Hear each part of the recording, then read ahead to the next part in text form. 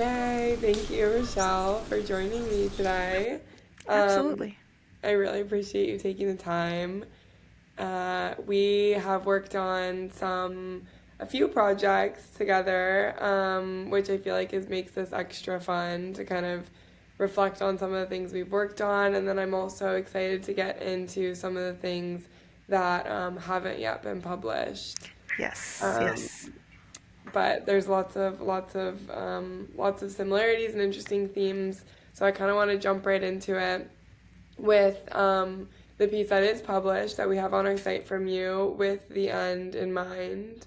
Um, we worked on this together, and I kind of just wanted to. I know throughout the piece you talk a lot about your, journey and specific instances and moments of inspiration, which I found was so interesting and compelling. Of um, either in pop culture or through conversations with your mom, it sort of sparked this interest in mortality. But I was kind of curious if there was anything that maybe didn't make it into the piece that also, um, enforce that interest. And then I'm also kind of want to get into thinking about, well, let's just start there.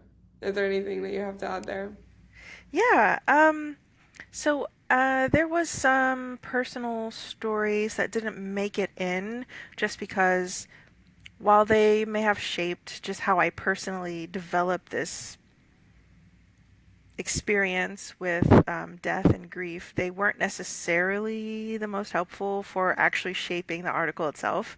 So some of those experiences, they do include my aunt growing up. She was a mortician.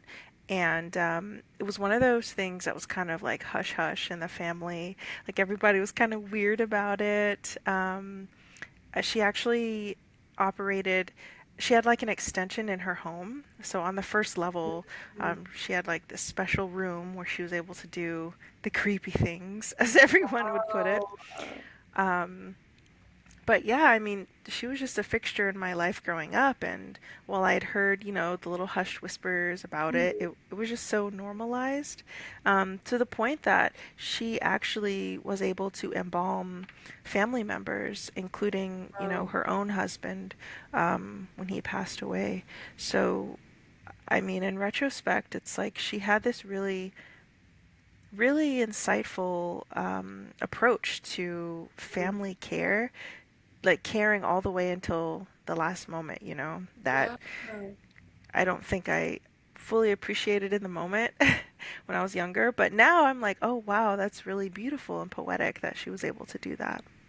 That is so beautiful. Like, how special to, because I feel like, especially, and this is something I was really had on my mind when we were working on your pieces, and I feel like it addresses it really well. It's just like, it's such a big topic to, wrap your head around, and it's something I find it very like courageous to like take on a topic like this. And I think just in a writing sense, but also as a family member to like be able to be there in that time of need in such a way that's like, so I feel like the general impression is everybody's like, I feel so useless. Like, how do I, nobody knows what to do in those situations. So to have somebody that really like can put that care into it in a very tangible way is really interesting. Um, I guess my question is I'm so curious, like, as a child, like, how are you processing that? Like, I know you mentioned maybe you didn't like fully appreciate it at the time, but that's such an interesting thing to like have such a presence as a child, in that relationship, you know?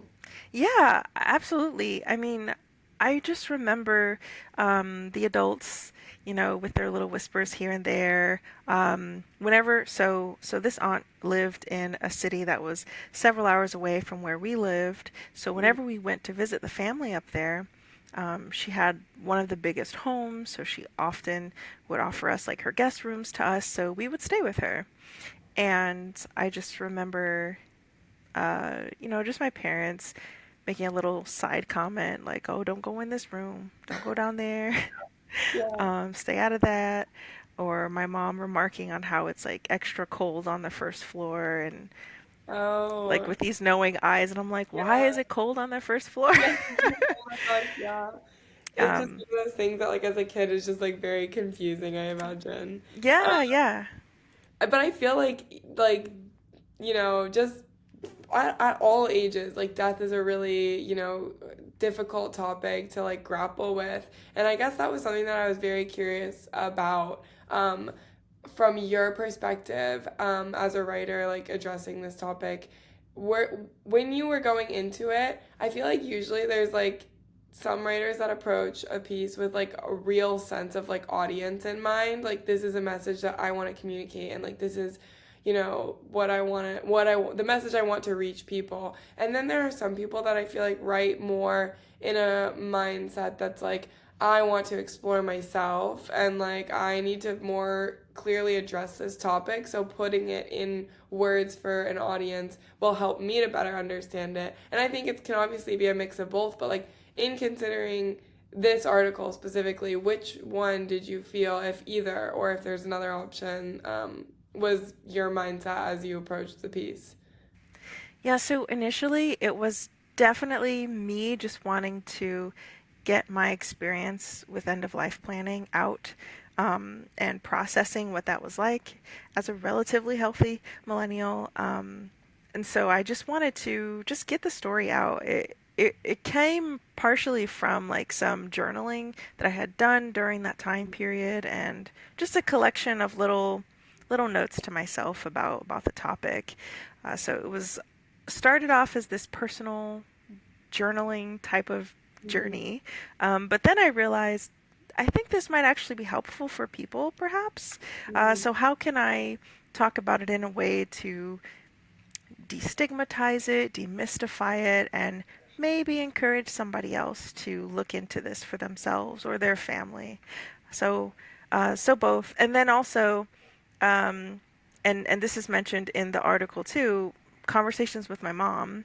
Mm-hmm. She was also, so I guess it's both in the end, because my mom was actually talking about this a lot. Like she wanted to do end of life planning, she wanted to do these things, and it just felt overwhelming. And so I had already started looking into my own things about this, but with her constantly bringing up the subject, it was like, okay, Mm-hmm. okay, let's buckle down, let's get all my thoughts together about how I feel about it, what I can do, and then let's make something that can maybe help someone like her navigate it, or other eldest daughters who are Yeah. talking with their moms about this stuff. So in the end, it's both. Totally. Has your mom read the piece? Did you send it to her or tell her about it? I did. Um, Initially, she was a little, she was slightly embarrassed, like, oh my gosh, they're gonna No, think I don't know how to do this, and I'm like, no, don't worry about that. nobody knows how to do it. Yeah, I was like, this is something that's totally uncomfortable for everybody, so don't worry. Yeah.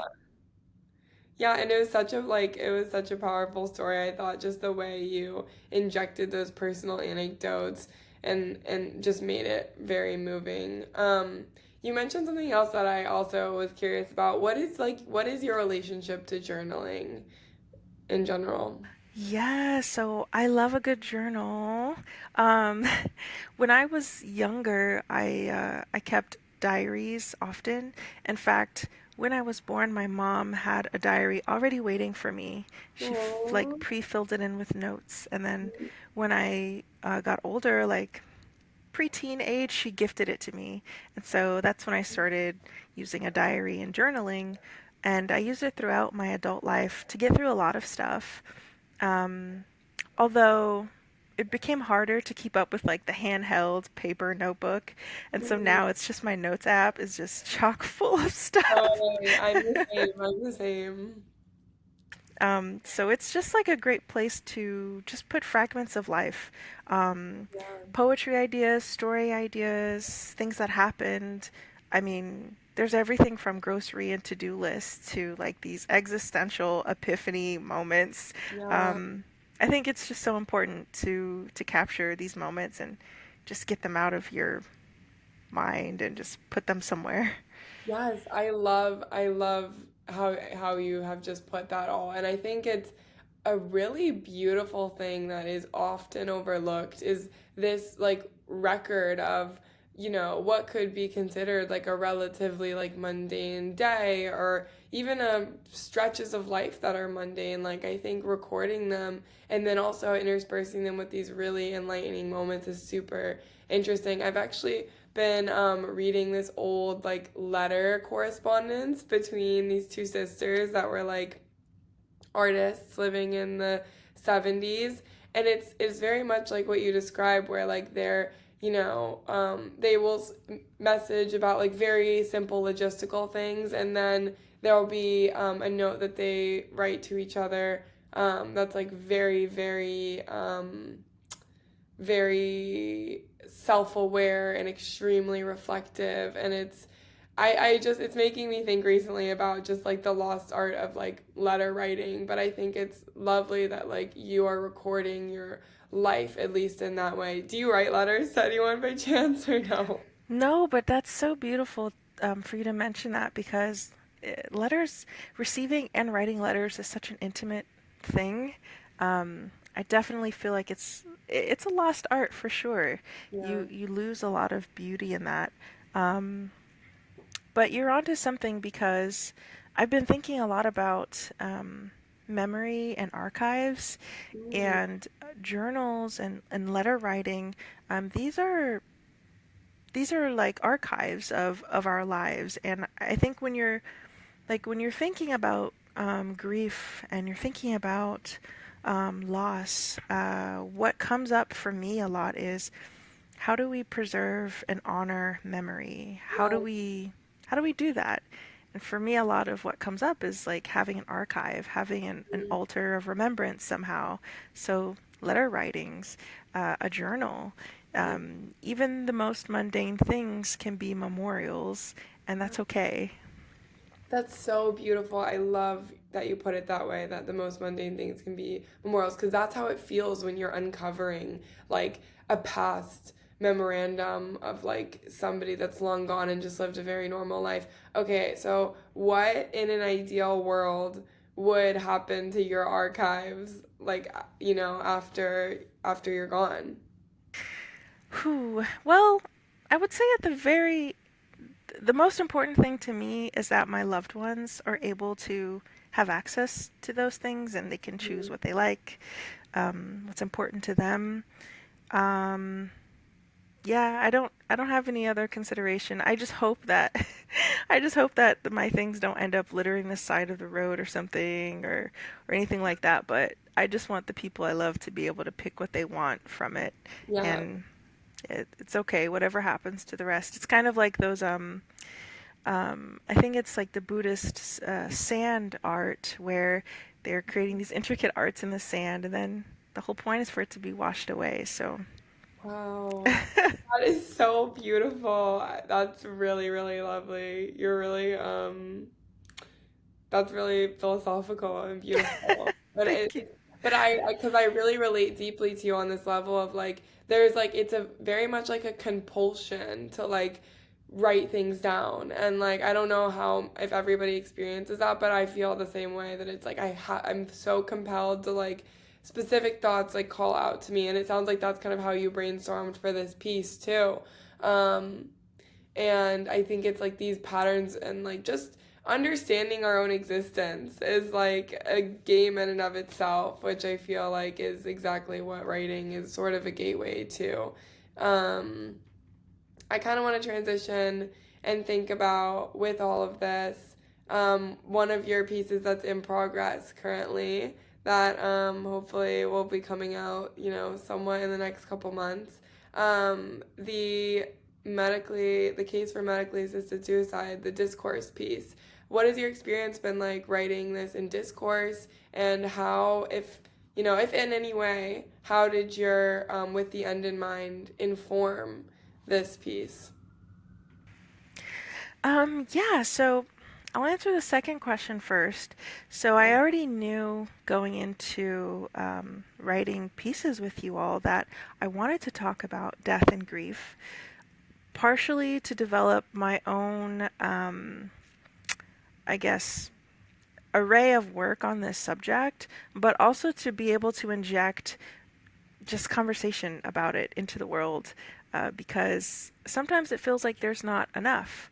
So I already knew I wanted to talk about these subjects, and I was just exploring, okay, what kind of routes can we go with this? Mm. I landed on the medically assisted suicide, or, um, you know, uh, ethical assistance in suicide, because it's a divisive topic, and I wanted to challenge myself with a discourse piece. It's difficult to write, an opposing view that you don't hold, but I Mhm. think that's the beauty of a discourse piece and of what Tuscan Quill represents. It's really trying to give this balanced perspective of nuanced issues. So it's been pushing me a lot to consider the nuance in these things and actually appreciate it, because I don't typically think that way when I'm writing a piece like this. So it's just making me a better writer, a better thinker, I would say, also, and how to engage with this as well.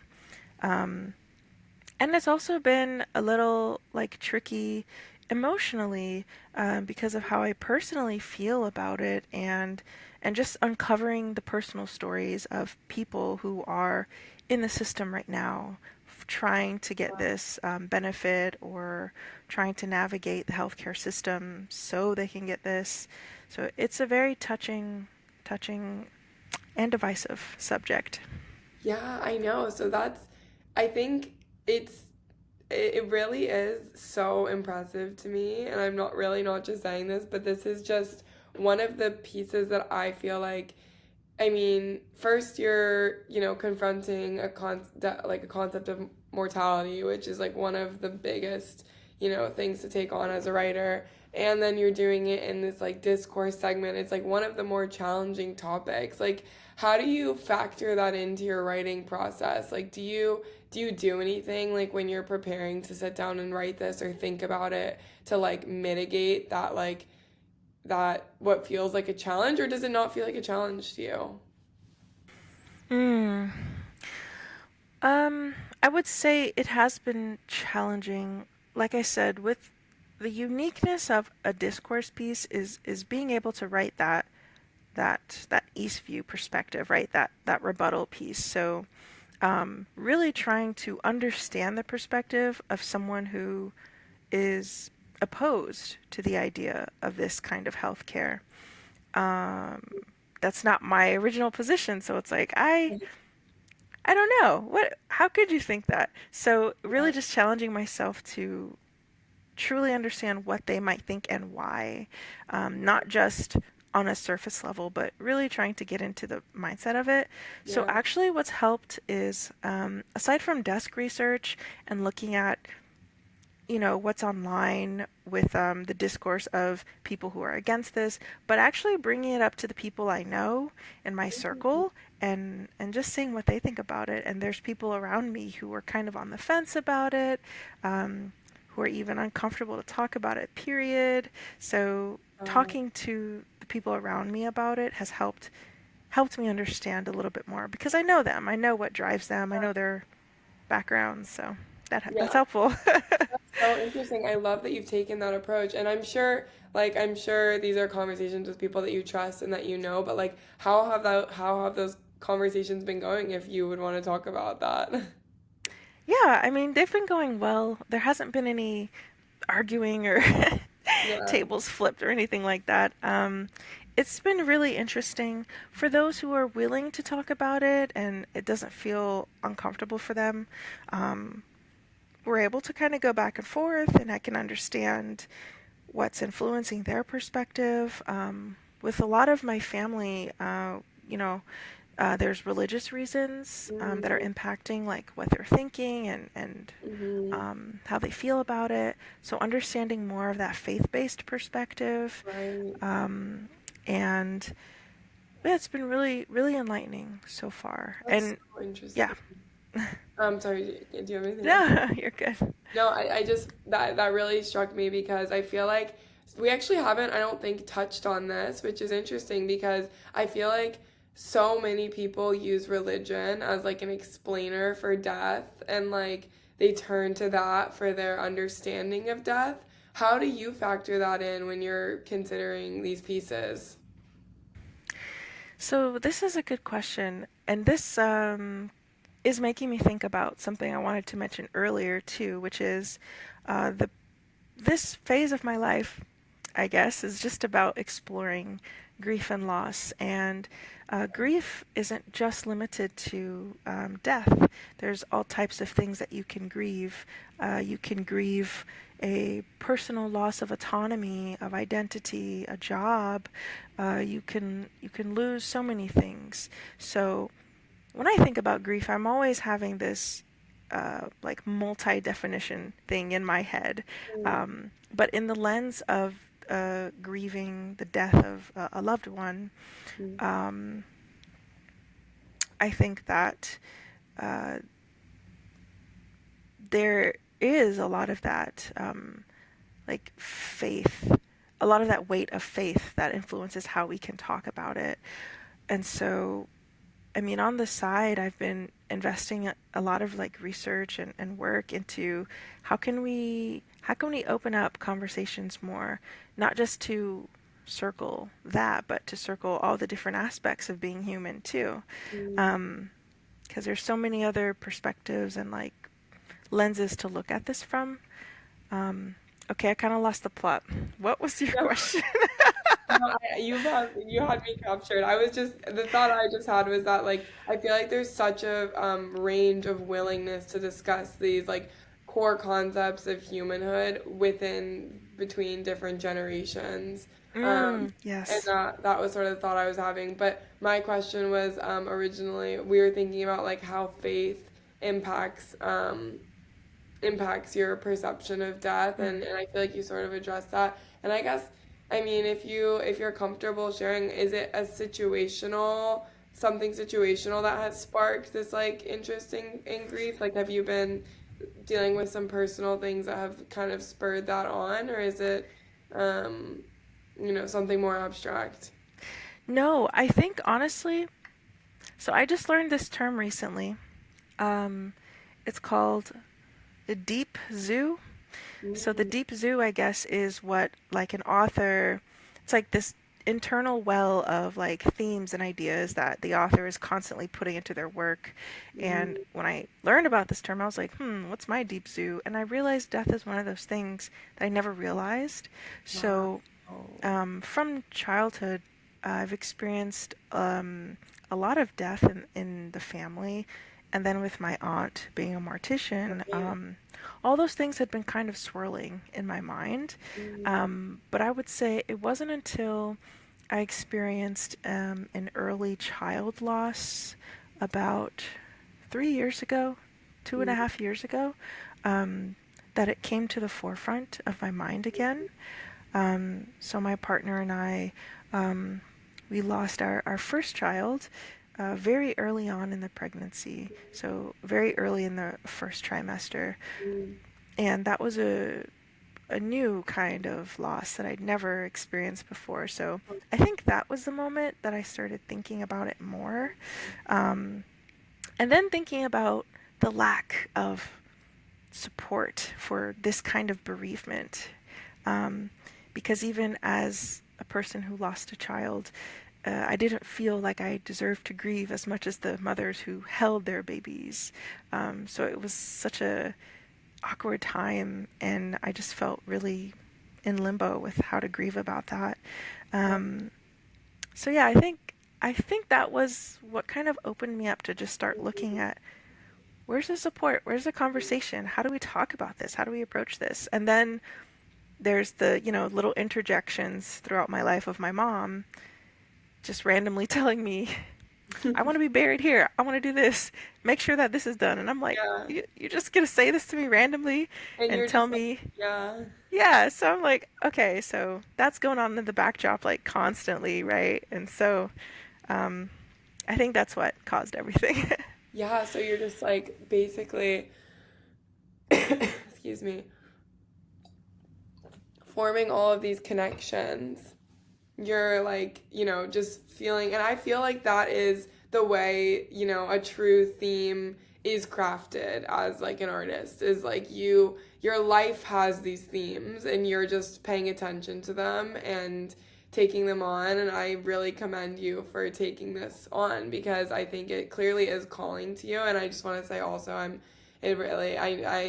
I'm so sorry about the especially the child loss, but everything is such a challenge to go through, and it is so valid to feel that loss. And I find it really beautiful that um, whenever you're going through anything difficult like that, experiencing any type of grief, like whether it's, like you said, a loss of autonomy or a relationship loss or a death or anything, like friendship, like losing someone in any capacity or losing something is so challenging. And then to add a layer of self judgment to that, which I understand 100% why you would, have that conception, but it's also like, it's something you can't help. It's like this self judgment that you're imposing on yourself. To go from that to then writing these pieces that are like geared towards helping people to deal with these concepts, I find really like a beautiful story. Um, yeah, I think that's really lovely. And I know you did mention too that you briefly mentioned this and with the end in mind, but you were doing or are you doing currently some work as a death doula as well? Yeah, so I just started, so I'm always shy to say, "Oh, I'm a death doula," because I feel like it's one of those things where you're just constantly evolving in it. Um, and to be a death doula, there's courses you can take, there's certifications, but there's no real like certification that you need to do this kind of work. I definitely recommend people try out some things to just get that like education. But for me, I just kind of fell into it, reading a lot of resources and then getting involved with volunteering at local hospices.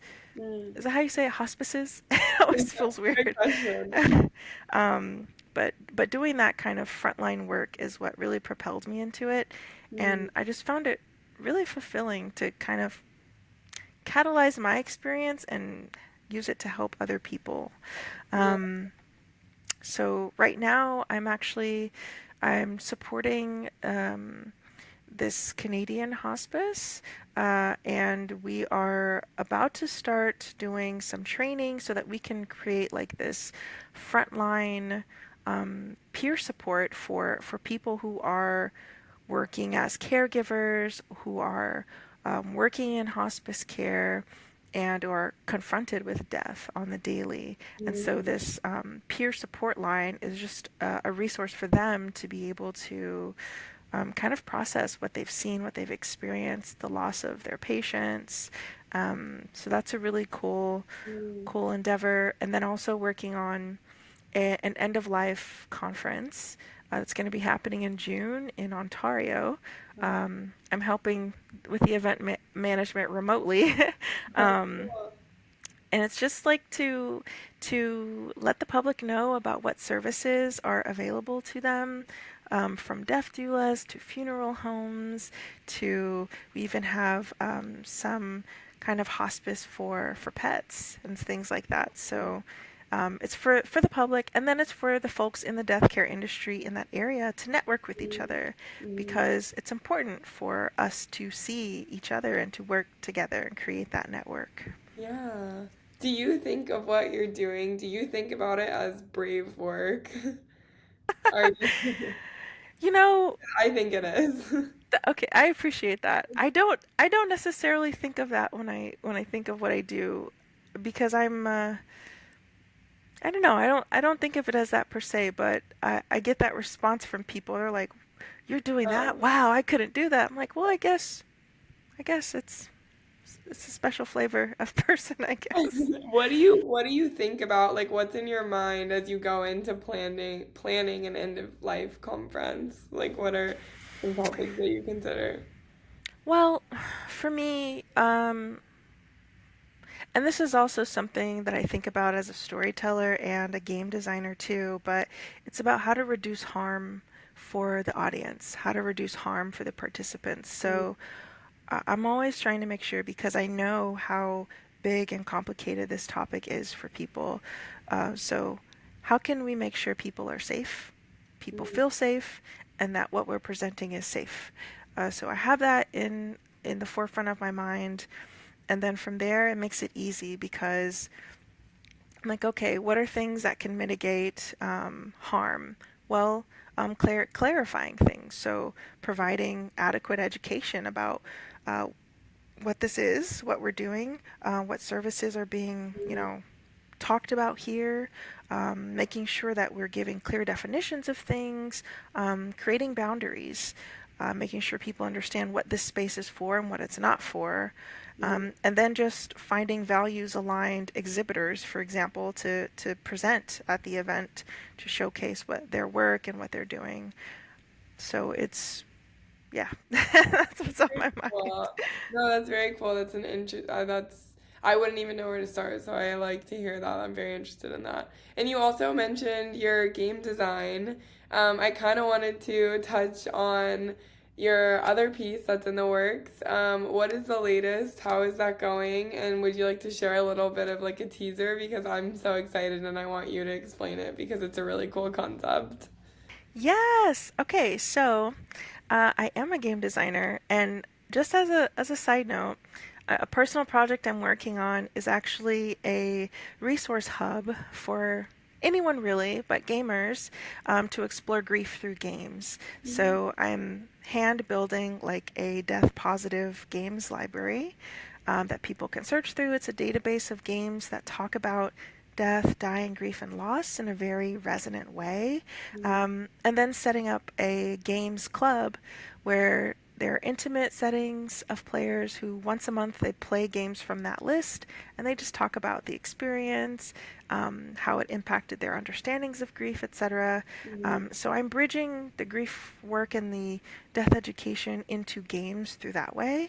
But then also with this upcoming piece with Tusk and Quill, I'm talking about one of those other definitions of grief, which is eco grief or climate grief. In a way, because it's about climate change. But the cool thing is, I wanted to focus on solutions. So, what people are actively doing right now to take climate action. That way, um, all the climate emotions, which are very valid, but they tend to be negative, that way they can be funneled into, the positive side of this. Like, hey, yes, we know it sucks, but we're doing something about it. Mhm. Um, and I decided to do this in an interactive fiction format. So, one of those games with multiple choices. And I actually remember pitching this in my very first like interview with one of the editors, like, "Hey, would you be open to this kind of weird thing?" And then I get the chance to do it, so it's very exciting. Okay. Yeah, it's so exciting and it's really unique and very fun to watch it all happen on the back end. For your this grief and games library that you're building out, are you designing all of those games and writing them as well? No, so the wonderful thing about the library is that it's games that other studios and developers have Oh, made. cool. They're accessible. You can buy them on Steam or wherever you buy your games from. Um, so the whole initiative is called Playfully Mortal, Oh, and I'm that's working so on like cute. the site and everything. But I've even been able to talk to some developers of some of these games, and they've agreed to talk with me and create like these tailored discussion guides for players who are playing through the library to like, oh, let's have a conversation with myself about this game, or they could take it to their friends, their friend group in Discord, and just kind of open up death positive conversations. Because again, this idea came from the research that I found showing that since the COVID-19 pandemic, that people feel there is a lack of bereavement support and conversations about death. And people want to talk about this, especially with what happened during COVID. So this is my attempt to kind of bring that in for people who are comfortable with the gaming environment and comfortable with playing these games because these types of games have existed already, but now we're just making them super accessible in this library and hopefully providing an outlet for people to get some conversations going. Yeah, and I love that you're like merging your two passions. That's always really special, I think, when you find that like something in one field of your life really has a lot of synergies with something else. And I feel like it is a good, entryway into, opening broader conversations by starting by getting people having something a little bit more engaged first. That's really cool. And I'm excited to see how this the eco grief piece turns out as well, and how it looks when it's all finished. I was the animations and everything, illustrations are really great. Um, I think we're probably coming up on time. I actually have just one more question. I feel like this is what I saw. Like, I mean, I know we talked about this with your initial pitch, is of when I was reviewing like your different pieces that we've worked on together and the threads between them, and just thinking about our conversation today. Like, I I these concepts of like grief and death. I'm just curious because you're like the loveliest person to talk to, so happy and so kind and just like very you have a lot of warmth. And so how do you feel? Do you feel like you experience a sense of weight around these topics like in your daily life, or how do you manage that, because you are so happy seeming, and it's, interesting to me. That is so sweet. So I will say I am definitely not perfect. I mean, I've I've got like I've we kind of talked about this before with writing with the end in mind, but I went through this whole process of grief and trying to understand where my fears about dying came from and what all this means. I went through a very long process of like just excavating all of that out of me. And what I've found is that it's like a hole, like you're digging a hole, and then you're like, aha, this is the center of everything. But then somehow, as life goes on, dirt gets thrown back in it. So then all the fears and the worries start coming back in, and so it's kind of where I find myself. It's like an endless like digging out dirt comes back in because my partner and I are expecting again. Everything's going very Yay! well. And so with this new happy news, it's bringing in more fears again because it's like, oh my gosh, I have to make sure I'm healthy. I have to be here for my baby. I have to make sure that they're safe and make sure that they're okay. And so it's bringing in all of these thoughts again about fears and worries. And I think that's totally normal. I think that even the most like calmest, happiest doulas and hospice workers, they all know what that feels like. And I think the point of like encouraging death positive conversations and just improving your relationship to death and talking about it is not to erase the fear about it because I don't think that's truly a thing we can do 100%. It's kind of what makes us human, you know? Um, but I think just working on not letting it hold you back from living and from making sure that you're able to plan your end well. Um, Mm-hmm. so I just try to hold myself to that and not worry about, oh, look at me worrying about this stuff and I'm trying to help other people. No, don't worry about it. It's okay. So I'll just say, uh, I'm human. I'm human, but I'm trying. No, Rochelle, you are so well spoken, and the metaphor of the dirt and is very clear, and I feel like I've just learned a lot today, and I really appreciate you taking the time. It's been really lovely to chat more. So thank you. Thank you so much. I really appreciate the opportunity to chat more with you. It's been such a pleasure to work with Tuscan Quill and just get to understand where you guys are coming from and what you're trying to create with this platform, with everything. So I'm very honored to be a part. Well, we're so honored to have you as a part of it, Rochelle. So thank you. And we're so excited for your new baby. And then more pieces hopefully to come in the future. Yay.